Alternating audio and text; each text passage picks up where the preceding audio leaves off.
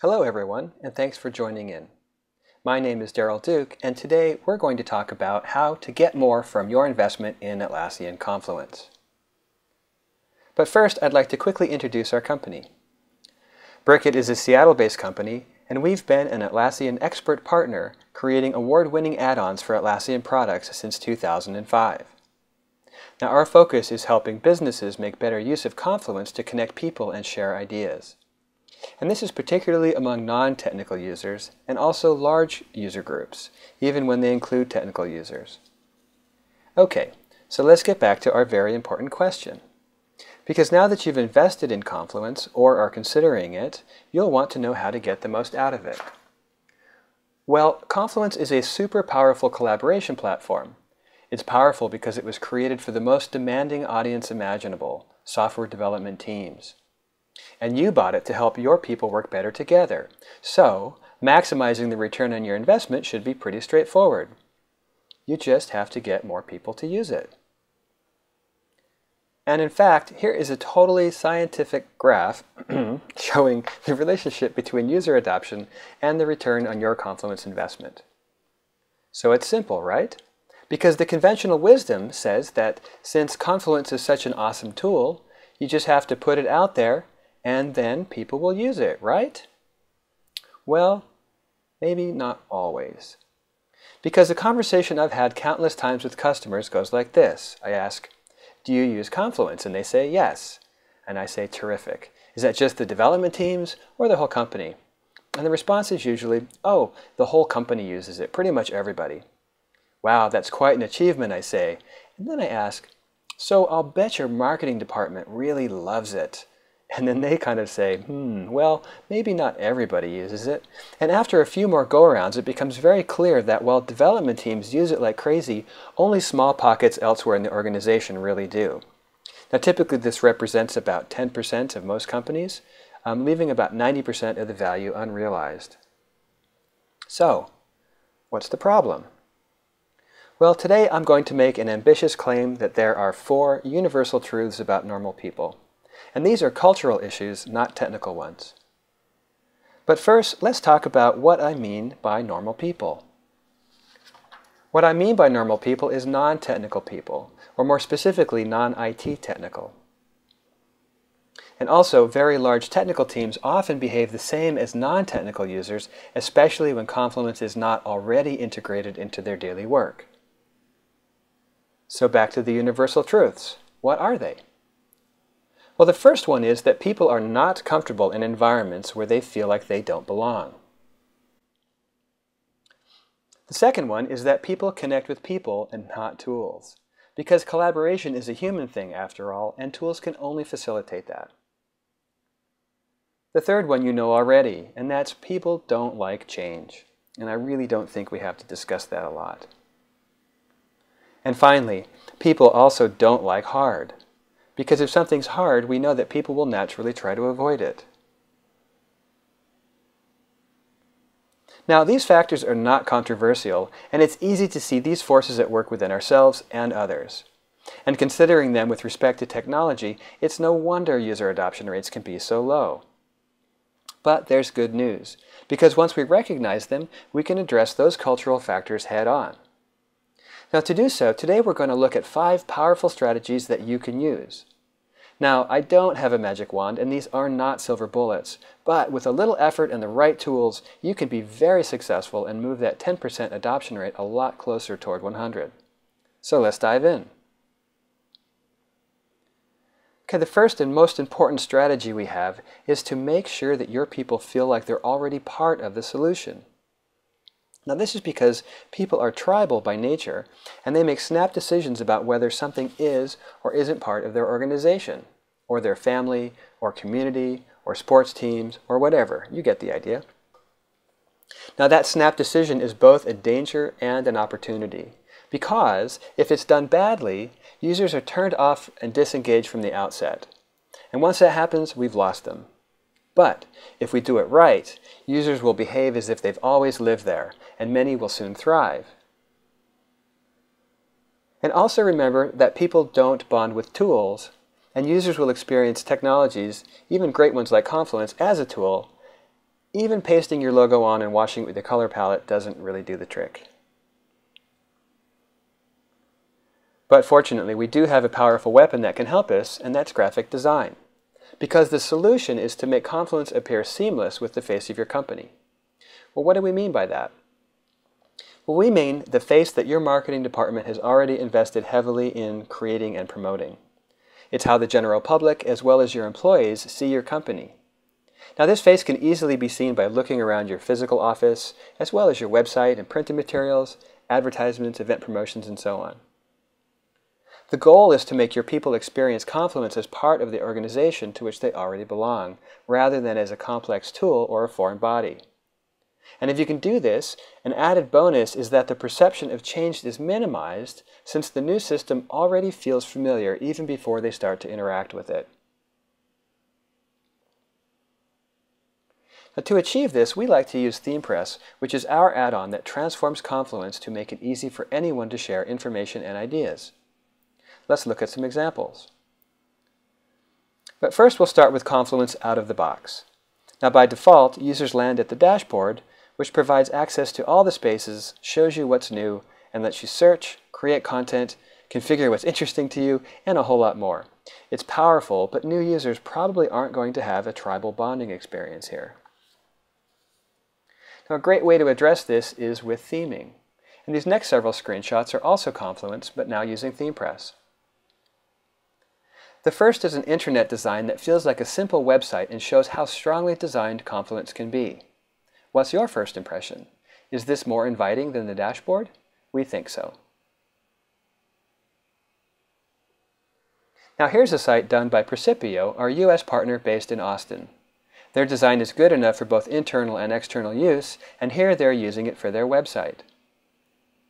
Add theming like this to Confluence, and even your marketing department will get the value of Confluence. This next one is a very clean and open design. And like the others, you'll notice the absence of the tools and controls in Confluence, letting the users focus on content until they're ready to dive in deeper. Here's a demonstrator site developed by Isos Technology, another one of our US partners. It's one of 5 designs they've created to showcase the flexibility of ThemePress.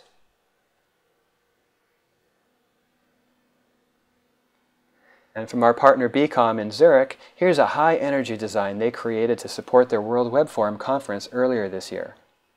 ThemePress allowed them to reach their attendees anywhere through its adaptive mobile interface support. Here they designed a custom version of the homepage to put the agenda front and center.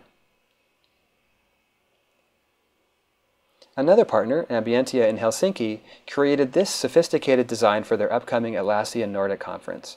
Again, mobile users can access the same content, this time demonstrating the responsive features in ThemePress.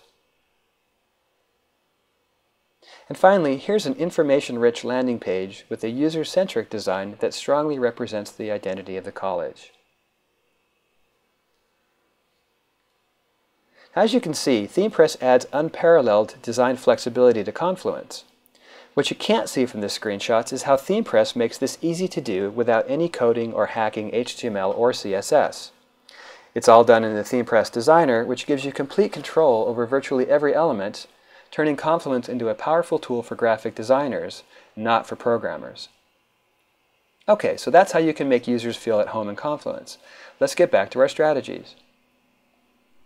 The second strategy is to create a sound information architecture. Your organization is complex, and Confluence, with its constellation of add-on products, provides a ton of rich features and concepts. So information architecture is the art and science of mapping your organization, its projects and departments, teams or products, initiatives, and so on, onto the various features available in the tools, such as spaces and pages, questions and blueprints, permissions, labels, navigation, on and on and on. But doing so ensures that the structures presented to users are immediately recognizable. Unfortunately, organizations that don't take the time to do this face the problem of collaboration free-for-all, or Wild West, and end up with an unintentional information architecture that few people understand, and which can be hard to use and even difficult and expensive to repair. Now, if you have deep experience with Confluence, this shouldn't be hard to do. You can check out the information architecture process that we have published on our website for the complete outline of how we go about that. And if needed, there are Atlassian experts near you that can help. The main point is to be proactive so that your information architecture fits your community like a glove, or at least as well as your favorite socks. And what about those cultural factors? Well, it should be obvious that a good information architecture will present familiar concepts that make people feel comfortable and will flatten their learning curves. And that familiarity will reduce the sense of change they have for adopting the new platform. The third strategy we have is to simplify, but not make it simplistic. The key here is to start with what people already know, which is how to surf a website. And we've seen the beginning of that already in the design examples. But now we can add the familiar concepts from your information architecture by using consistent menus, layouts, sitemap footers, and other navigation aids, and soon your site will start mirroring your organization. Now, for example, here's how that looks in ThemePress. We've got menus with fancy menu panels. Navigation elements are applied uniformly using page layouts. And footers add sitemaps to keep users oriented wherever they go. You should also consider chunking spaces together around departments or divisions to create subsites, and then give each group of spaces their own menus and layouts, headers and footers, and even designs. Now this will break down the architecture into manageable chunks and will further flatten the learning curve by letting users consume information incrementally as they move around the site. That way, Confluence will start to reflect your community instead of forcing users to reshape themselves into the tool. Now this is great for authors too because it clearly presents your information architecture and makes it more obvious where they can contribute. ThemePress further adds to this by simplifying complex pages with block-level editing. In this way, authors can focus solely on simple pieces of content rather than complicated formatting. And also, reorganizing content is as simple as dragging and dropping.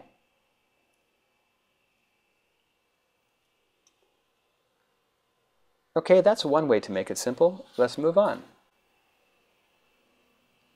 The fourth strategy we have is to use design to convey meaning.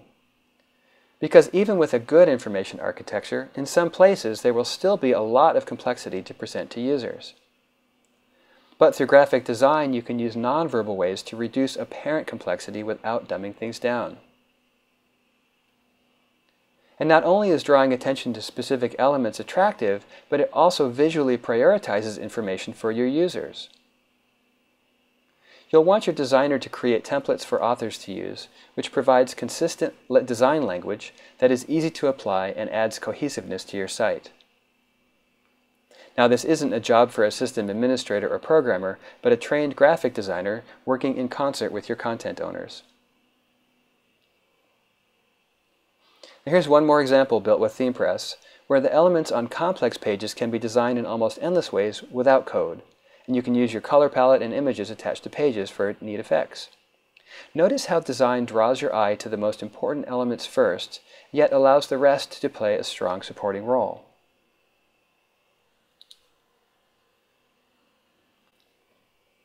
Finally, our fifth strategy is to actively maintain your new collaboration platform on an ongoing basis, because nothing in this world is static. As your organization is certain to evolve, so are the Atlassian products and tools, so it's important to stay on top of all of these changes and fold them into your collaboration suite. And to stay out of the weeds, you should plan on at least a semi-annual review of what's new with Atlassian products and add-ons, also your existing pain points, and the new opportunities you've discovered for collaboration. Then you'll want to create a work plan to update your tools, information architecture, and design. Now these are the three elements that should be shaping your thinking about collaboration now and on an ongoing basis. And doing this will keep your Confluence installation and your community healthy and happy now and in the future. And again, for ideas on how to do this, you can check out our continuous improvement process, which is published on our website. Or, again, contact your local Atlassian expert when you need guidance. One final note I'd like to make is that you should be choosing paths that minimize custom coding to accomplish what you need, and also to be careful to ensure that add-ons you install have a solid track record of keeping up with the new Confluence releases. This will future-proof your collaboration platform by enabling you to take advantage of Atlassian's rapid product advancements so you can always upgrade smoothly on your schedule. Okay, to sum up, we know that spurring adoption of a new collaboration technology throughout an organization can be difficult. But the good news is that these challenges are primarily cultural and can be overcome with the right strategies supported with the right tools. And of course, now we have 5 strategies you can use to fight back to ensure that you get the most from your investment. Because now you'll make your users feel like they belong with design. You'll build a sound information architecture. You'll make it simple, but not dumbed down. You'll use design to convey meaning and prioritize consumption. And you'll review and update your platform on a regular basis. We also hope you'll consider ThemePress, which we've designed for Confluence specifically to make those 5 strategies easy to implement and grow today. Plus, no custom coding so you can be future-proof for the long term. And finally, you're not alone. Brikit has nearly 40 partnerships with Atlassian experts worldwide, so there is always local expert help should you need it. I'd like to take a moment to give a quick shout out to Flickr and all the crazy and talented people who hang out there. And after today, if you'd like more information, you can visit our website, watch additional videos, send us a note, or follow us on Twitter. Thanks for listening.